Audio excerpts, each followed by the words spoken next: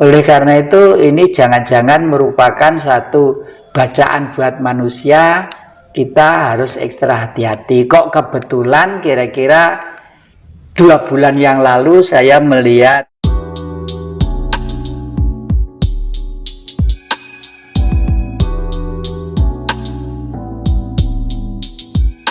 SMA kelas 3 waktu nyekar ke Yang Putri di Bendogrit, Blitar sana. Itu sebelumnya Bung Karno telepon ke ibu, gitu ya, Bu Wardoyo. Karena saya sejak kecil, saya dan adik saya nomor 5 itu diambil anak pungut oleh beliau. Terus Pak D saya, Insinyur Sawito, itu dosen di ITB sana, dosen pertanian. Itu ke ibu pesan begini, Bu Wardoyo, yuk, ya beneran aku titip Jati ya.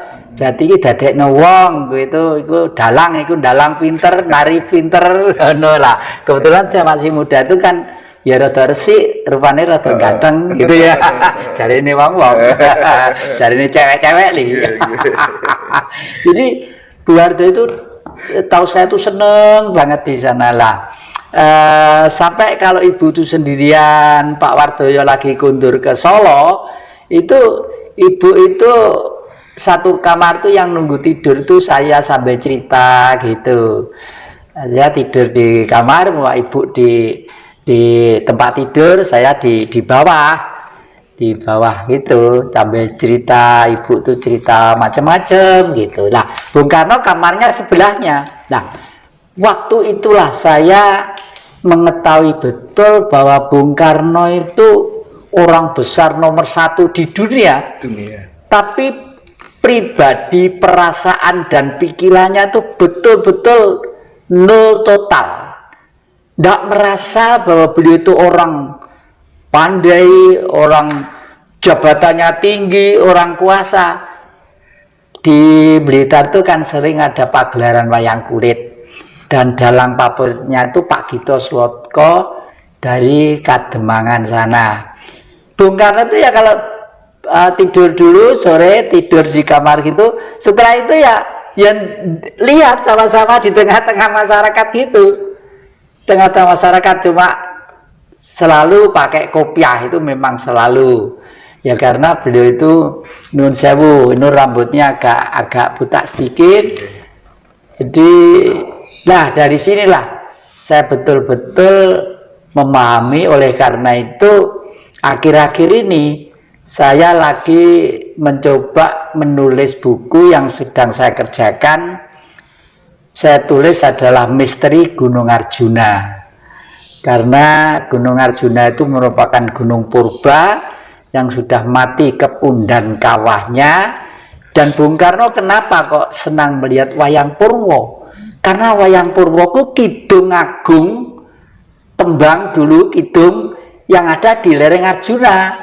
Yang ini ditulis dalam lontar-lontar yang kebanyakan itu diboyong Raffles.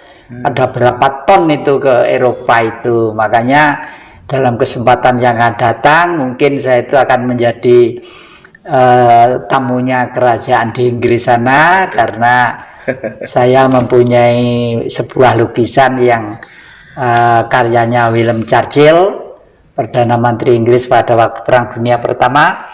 Itu mau Perang Dunia Kedua apa pertama itu ya, itu mau saya kembalikan ke sana. Kalau saya jual itu mungkin nilainya tinggi, tapi saya tidak materialistis. Saya lebih baik saya kembalikan ke sana sebagai ucapan terima kasih.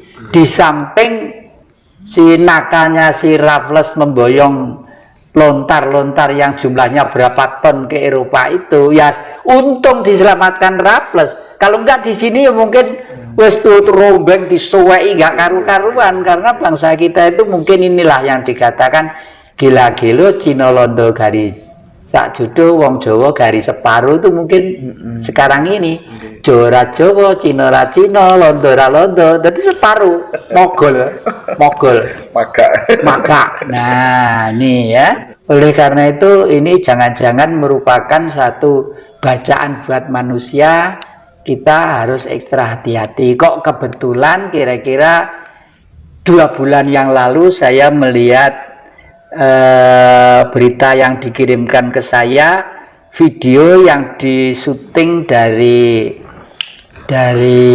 lewat pesawat udara apa satelit gitu ya. Waduh, kutub utara udah lelah, dan ikan-ikan di laut itu pada pengen darat. Ikan kecil-kecil tuh pengen darat. Itu di pantai-pantai di Filipina, di pantai-pantai di Laut Selatan sudah juga ada. Dan akhir-akhir ini saya itu kenal seorang paranormal kulit putih dari Jerman, namanya Jerry. Itu beliau bilang begini, beliau sekarang berada di daerah pantai selatan karena beliau pengen menyelamatkan rakyat di pantai selatan. Duh, kenapa diselamatkan? Ada dua sebab, Pak. Satu, pantai selatan itu akan dibuat lintas selatan, lintas timur, lintas selatan. Jadi di sana akan menjadi daerah yang ramai. Saya tidak ingin rakyat Indonesia itu nanti terus-menerus menderita karena belum ada orang-orang yang memperhatikan dan kebahagiaannya, sampai dia itu hidup di tengah-tengah kampung, mengantisipasi, ngajak nanti kalau ada apa-apa tolong siap-siap gini gitu ya. Dan kemarin ngomong-ngomongan seharian dengan saya di Sumberawan sana, saya kenalnya di Sumberawan. Lalu dia sekarang pamit ke saya, mampir di rumah saya sini, lalu ke Laut Selatan, malah minta dibukakan tarot juga. Dia seneng tarot, seneng banget saya ceritakan tentang tarot. Dan dia itu anehnya bilang apa? Indonesia nanti, Romo, kalau bilang saya enggak tahu siapa yang ngundang saya Romo, di Indonesia nanti itu akan menjadi baik kembali kalau sudah dipimpin oleh seorang raja gitu. Lah rajanya siapa dan dari mana? Wah, itu alam nanti yang menentukan, alam. Hanya kelihatannya bangsa Indonesia harus mengalami suatu peristiwa yang agak menyusahkan. Saya salaman dengan saya, jabatan tangan gitu. Karena apa? Saya di dalam buku sudah menulis Indonesia nanti akan melampaui peristiwa di mana manusia itu akan mengalami peristiwa sakit terhimpit sampai ke langit.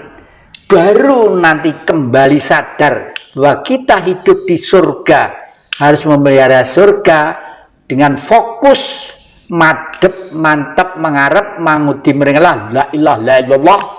Nah, leluhur adalah peninggalan bumi yang namanya Indonesia ini, bukan leluhur bangsa lain. Seperti itu. Oke. Apa yang kira-kira bisa oleh adik-adik ini? Kalau yang banyak yang bicara tentang yang jadi, banyak yang memperingatkan masyarakat harus lebih berhati-hati karena potensi bencana dan lain sebagainya yang tidak bisa dihindari. Itu pandangan panjenengan seperti apa yang? Jadi karena manusia hidup bermasyarakat, bergaul dan berkumpul, kita harus bersikukuh tetap menjaga negara Pancasila. Tapi Pancasila itu suatu ideologi dasar. Jadi bangunannya harus ada. Kalau bangunan udah harus jelas. Ini genteng, apa sirap, apa gelombang, ini sokonya yang gurunya yang mana, harus jelas ya. Oleh karena itu kita harus menengok sejarah perkembangan bangsa ini. Bangsa ini sejak tahun 74 itu sudah tidak pernah melaksanakan Pancasila dengan baik. Karena Pancasila itu ada pendampingnya. Pancasila itu kan dipidatokan Bung Karno di depan sidang Dukur di Cumbujo Sekai pada waktu tanggal 1 Juni 1945. Tapi sebelum itu penggaliannya itu sudah ada. Penggaliannya itu sejak tanggal 4 Juli 1900 tahun 27. Setelah Bung Karno bertanya pada tokoh-tokoh lama, tokoh-tokoh agama, tokoh-tokoh sepuh, tokoh-tokoh ini apa? Lalu Bung Karno pada waktu itu kuliah di ITB, berjalan-jalan di suatu desa, ketemu dengan masyarakat desa. Di sana ditanya, ada orang tuh kerja nyangkul di sawah, kerja keras, peluhnya itu diluweran, kena terik matahari, ndak pernah susah, ndak pernah masih kerja keras terus, tapi hidupnya kok miskin. Ditanya namanya Marhen. Nah, itulah sejarahnya. Jadi Marhen itu ternyata adalah bukan ideologi, nama orang yang kerja keras, pantang menyerah, punya tanah yang subur, punya kekayaan, tapi kok miskin. Apa yang buat miskin? Sistemnya. Oleh karena itu Bung Karno tidak pernah membenci kepada manusia, itu tidak pernah. Membenci Barat pun Bung Karno sebenarnya juga tidak pernah. Membenci Cina juga tidak pernah, membenci Arab juga tidak pernah.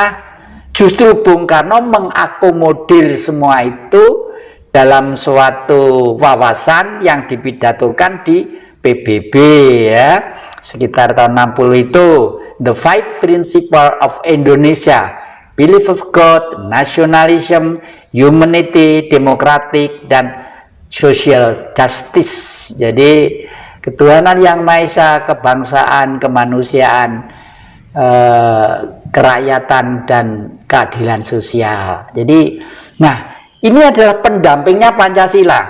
Kalau Pancasila tidak didampingi lah, Marhen orangnya, Marhenisme ajarannya, ya, Marhenis manusianya yang berjuang untuk orang-orang yang miskin tadi itu. Nah, kalau tidak didampingi itu, ya Pancasila tetap abstrak saja. Buktinya apa? Tahun 74 Pancasila itu dirubah. Yang rubah juga pinter Orde Baru itu. Pakai orang-orang gelarnya profesor semua, ya. Ada Profesor Daud Yusuf, ada Profesor Nugroho Susanto, ya, yang dari TNI itu. Dirubah, merubahnya indah. Tapi masih seakan-akan tidak bertentangan dengan Pancasila. Tapi sebenarnya motivasi perubahan itu adalah menghapus Marhenisme tadi itu.